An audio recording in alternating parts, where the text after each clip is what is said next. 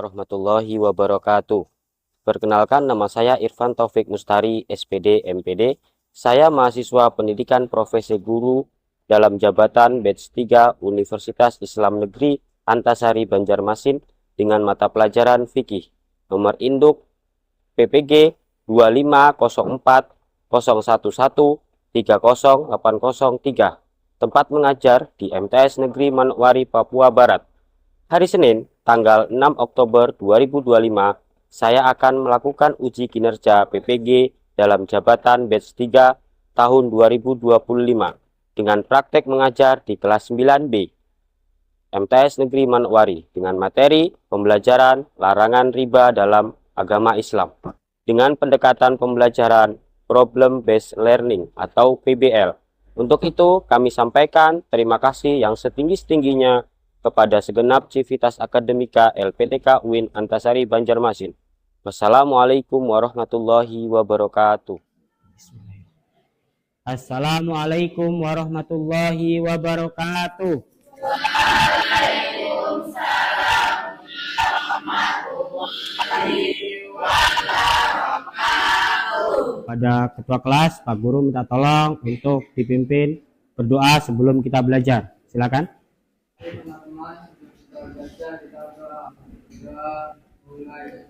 A'udzu billahi minas syaitonir rajim. Mana kabarnya anak-anak hari ini? Alhamdulillah. Alhamdulillah. Sudah pada sarapan? Alhamdulillah. Karena sesuai dengan porsi yang boleh kenyang. Sebagaimana sabda Nabi bahwa berhentilah sebelum kenyang, makanlah sebelum makan. Sebelum kita belajar, alangkah baiknya kita menyanyikan lagu nasional. Tepuk semangat.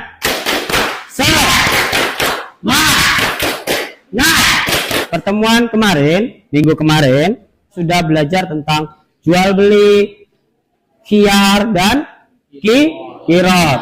Oke, Pak Guru tanya, Afifah, apa ini dinamakan dengan kirot, Afifah? Kirot adalah akad kerja sama antara pemilik modal, sahibul mal, dan pengelola usaha mudharib dengan pembagian keuntungan sesuai kesepakatan. Ini tujuan pembelajaran kita adalah yang pertama menjelaskan pengertian riba dengan merujuk dalil Al-Quran dan hadis.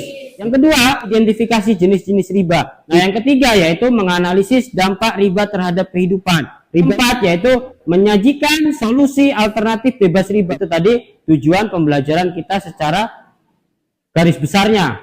Nah, adapun nilai-nilai yang terdapat di dalam dilarangnya riba dalam Islam yaitu yang pertama, nilai religius. Nah, di sini kalian harus memiliki kesadaran bahwa riba adalah perbuatan yang dilarang oleh Allah dan termasuk dosa besar. Ini tadi nilai-nilai pendidikan yang ada di dalam dilarangnya riba dalam Islam. Sebelum kalian mendengarkan penjelasan dari Pak Guru, alangkah baiknya kalian memperhatikan video terkait riba. 5.000 aja nih. Aduh, aku ketinggalan nih. Bantu ada 2.000. Ada apa, Naomi? Ini loh, uangku cuma 2.000, tapi ada bapaknya 5.000. Kurang uangku. Oh, begitu. Nih, aku pinjamkan 3.000, tapi besok kamu kembalikan 5.000 ya. Jadi di dalam video itu termasuk apa, anak-anak?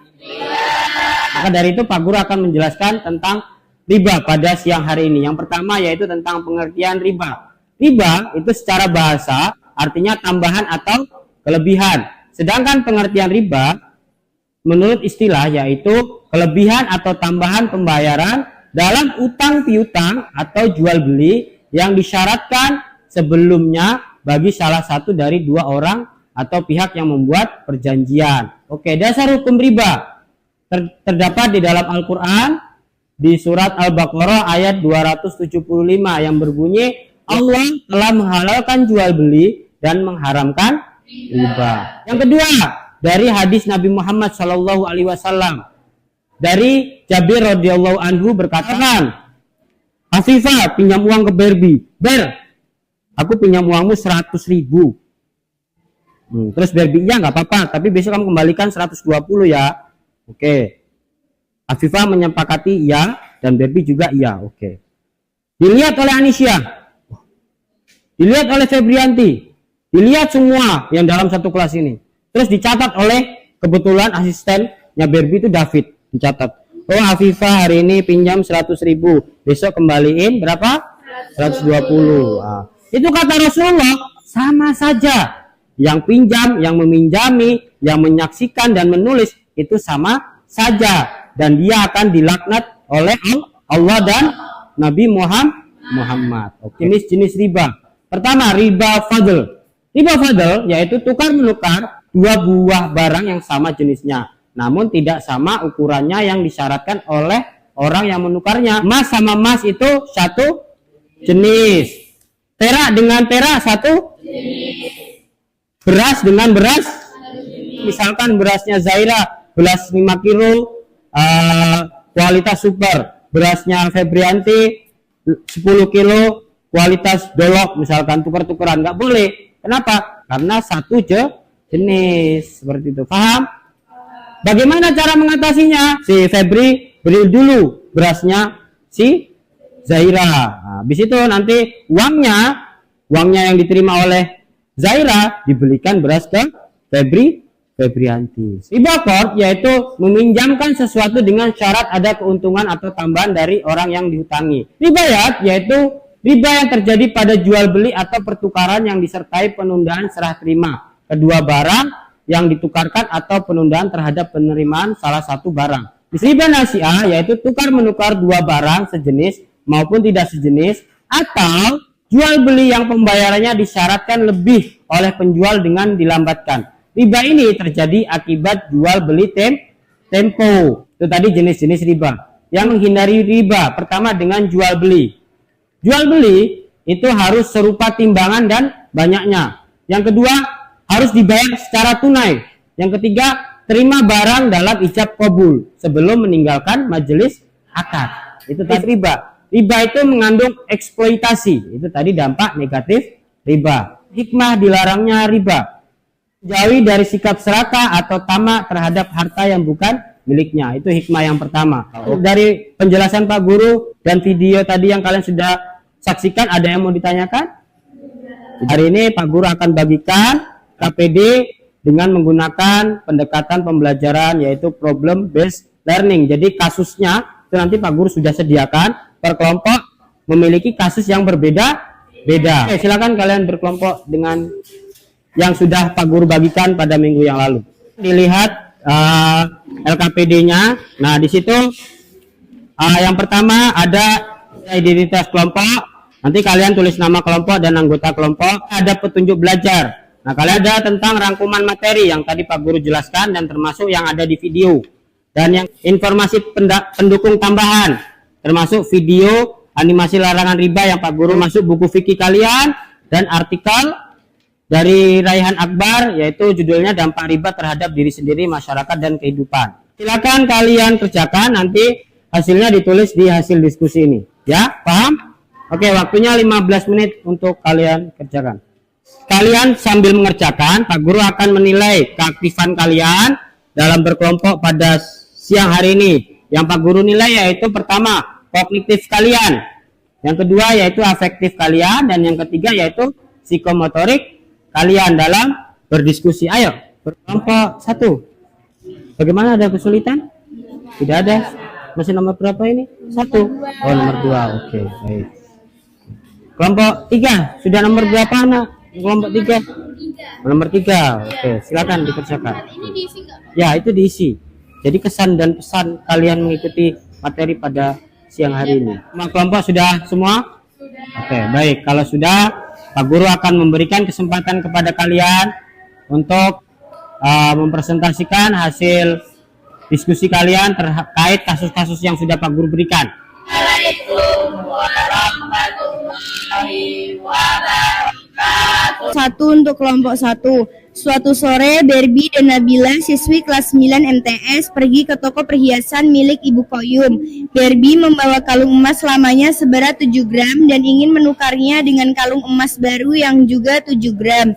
Tetapi modelnya lebih modern dan banyak diminati. Ibu Koyum berkata, "Kalau kamu mau tukar dengan kalung model baru ini, tambahkan sedikit ya, karena desainnya lebih mahal. Tambahkan cincin emas kecilmu itu seberat 1 gram saja." Tanpa berpikir panjang, Barbie pun setuju dan menyerahkan cincinnya seberat 1 gram sebagai tambahan. Mereka pun langsung menukar di tempat tanpa menimbang ulang. Soal nomor 4, bagaimana seharusnya transaksi tukar emas yang dilakukan Barbie agar tetap halal dan bebas riba? Jawaban nomor 4. Pertukaran setara atau seimbang. Tukar emas 7 gram dengan emas baru 7 gram tanpa tambahan apapun.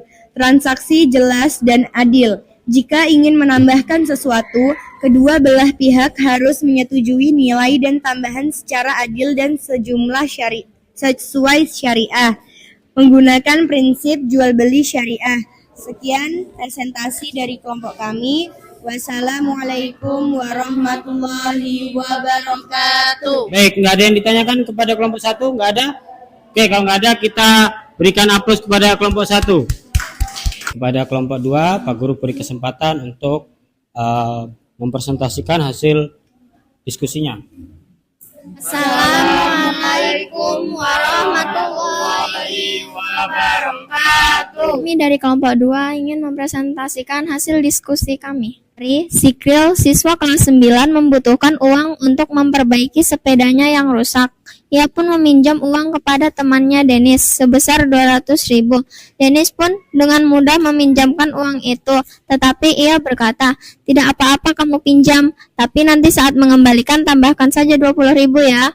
Sikril pun menyetujui karena merasa sudah dibantu. Sebulan kemudian, Sikril mengembalikan 220 seperti yang dijanjikan. Pertanyaannya pertama, apakah transaksi Sikril dan Denis mengandung unsur riba? Jelaskan pengertian riba, hukumnya, dan alasannya. Jawaban pertama, pengertian riba. Riba adalah tambahan atau keuntungan yang diperoleh secara tidak adil dalam transaksi pinjaman, baik berupa uang maupun barang yang merugikan pihak peminjam. Hukum riba. Riba diharamkan dalam Islam. Quran Surah Al-Baqarah 275. Allah telah menghalalkan jual beli dan mengharamkan riba. Hadis Rasulullah SAW bersabda bahwa riba termasuk dosa besar. Ya, transaksi ini termasuk riba qard. Karena Denis meminta tambahan 20.000 saat Sikril mengembalikan pinjaman. Tambahan ini terjadi dan disepakati di awal transaksi atau hijab qabul, sehingga termasuk riba yang diharamkan. Dari presentasi atau hasil diskusinya kelompok 2, apakah ada kelompok lain yang mau bertanya? Oke, kelompok 1. Baik, pertanyaan untuk kelompok 2. Budi meminjamkan uang sebesar 100.000 kepada temannya dan meminta dikembalikan sebesar 110.000 bulan depan. Apakah ini termasuk riba? Riba apakah ini? Baik, transaksi ini mengandung riba qard. Ada tambahan 10.000 dari jumlah yang dipinjamkan yang disyaratkan pada saat akad pinjam-meminjam uang tersebut. Pinjaman seharusnya dikembalikan sejumlah yang dipinjam tanpa tambahan. Oke, jadi ada lagi yang mau ditanyakan kepada kelompok 2?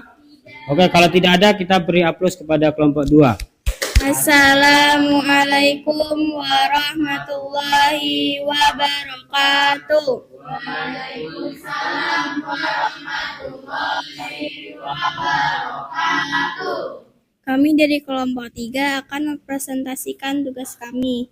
Suatu hari di kelas, Alvin membawa emas seberat 5 gram yang diberikan oleh orang tuanya. Ia ingin menukarnya menjadi uang karena akan membeli perlengkapan sekolah. Alvin pun menemui temannya, Yaka, yang kebetulan suka mengoleksi perhiasan emas. Mereka sepakat menukar emas itu dengan uang tunai sebesar 5 juta rupiah, sesuai harga pasaran hari itu. Namun, setelah sepakat dan berjabat tangan, Yaka berkata, "Aku tidak bawa uang, nanti sore aku transfer ke kamu ya." Alvin pun setuju dan memberikan emas itu kepada Yaka terlebih dahulu. Sayangnya, hingga keesokan harinya Yaka baru membayar sisanya karena lupa. Soal yang ketiga, apa dampak negatif riba terhadap ekonomi, sosial, dan moral Alvin dan Yaka dalam transaksi ini? Jawaban soal ketiga, dampak moral. Alvin mungkin merasa tidak nyaman dan khawatir karena uangnya belum dibayar penuh. Yaka mungkin tidak amanah karena menunda pembayaran tanpa alasan yang jelas.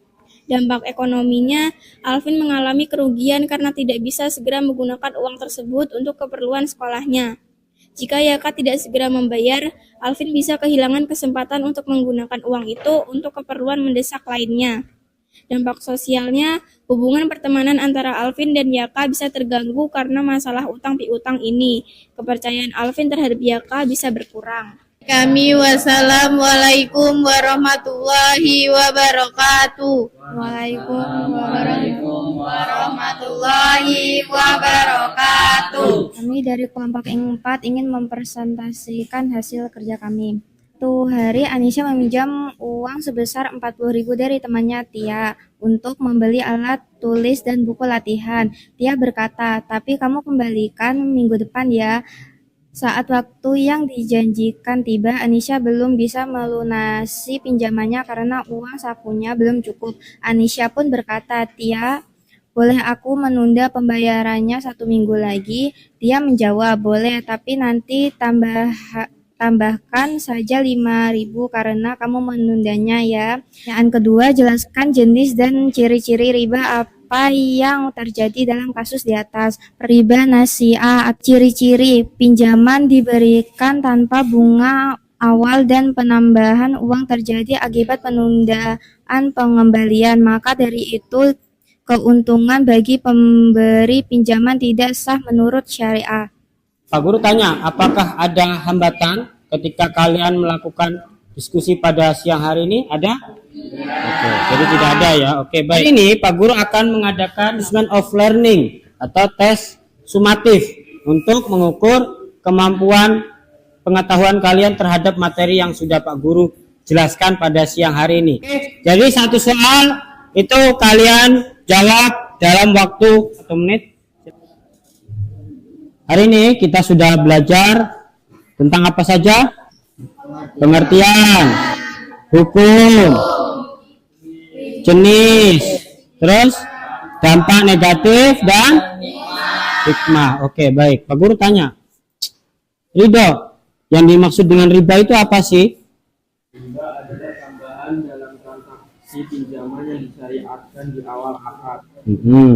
Dalam Islam riba diharamkan. Oke. Al-Quran Surat Al-Baqarah ayat 275 sampai 279 dan hadis Nabi Shallallahu Alaihi Wasallam. Oke, Rifki, jenis riba itu ada berapa, Rifki? Oke, 4. Apa saja, Rifki? Oke, riba nasi'ah. Tia, apa sih riba nasi'ah itu, Tia? Oke, dampak negatif. Berbi, secara ekonomi apa dampak negatifnya? Apa Zahira secara sosial dampak negatifnya?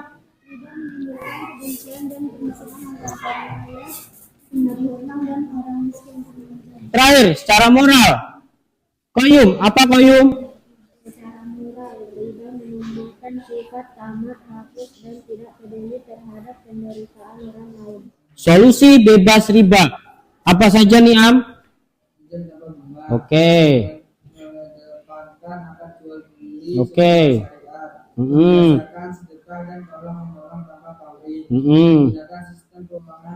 Oke, itu tadi materi yang sudah kita pelajari pada siang hari ini. Pak Guru mau tanya, bagaimana?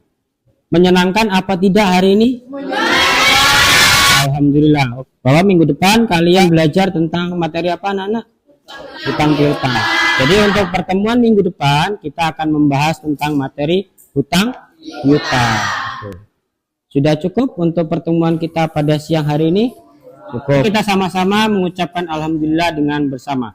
Alhamdulillah. Cukup sekian pertemuan kita pada siang hari ini. Pak Guru, mohon maaf jika ada kurang atau lebihnya. Pak Guru akhiri, wallahul muwaffiq wallahu a'lam bishawab. Assalamualaikum warahmatullahi wabarakatuh.